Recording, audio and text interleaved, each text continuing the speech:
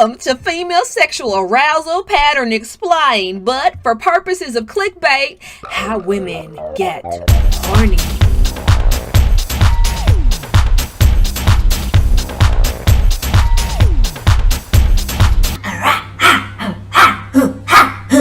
Alright, now that we've gotten that part out of the way, let's dive right on in, shall we? Masters and Johnson created a super comprehensive sexual response model that we're going to use today. It explains the act of sex in 4 parts: excitement to plateau to orgasm to resolution. For today's video though, we are only focusing on the first 2, excitement and plateau.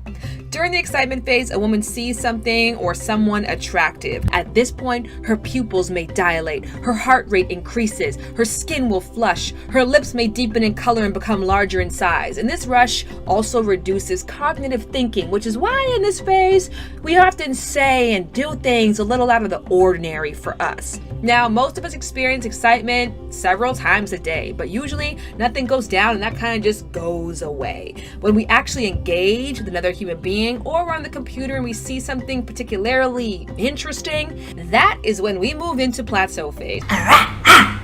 Now, plateau phase is when a woman starts to get really worked up and the glands around the opening of the vagina and inside the canal begin to secrete a dense mucus-like substance. Not so fun fact, this fluid, because it is very dense in nature, is at high risk of carrying sexually transmitted infections and diseases, which is why protection is very important even prior to any kind of penetration.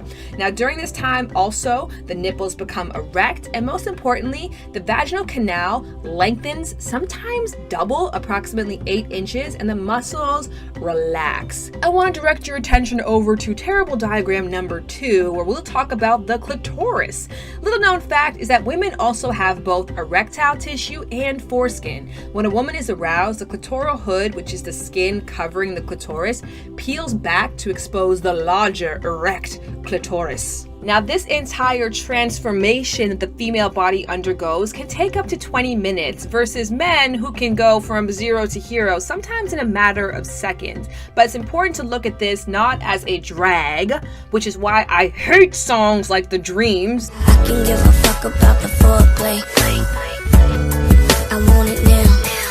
But as something wonderful and fun, like a play that unfolds one beautiful act at a time. Also, what's super important is if you skip this part, a lot of women complain that sex is uncomfortable and painful. That's right, dry, tight, the cervix is hanging too low. And when sex is painful, it is not desired. When it's not desired, you end up not having a great reciprocal sex life. So now that you guys have the basic facts, I urge you, start asking questions or experimenting with your own body. How does your own sexual response cycle work? How does arousal work for you? How long does it usually take? And what do you need? All of these fun answers to these questions will allow you to get the most out of and enjoy the experience in order to get to the orgasm phase, which we won't cover in this video, but stick around, kids. You might learn a thing or two more. Looks good, smells good, feels good, but most importantly is like her authentic self. Also, I like some soft lips, you know what I'm saying? That also helps. Here's a list of 5 women that I think could get the business on the lips.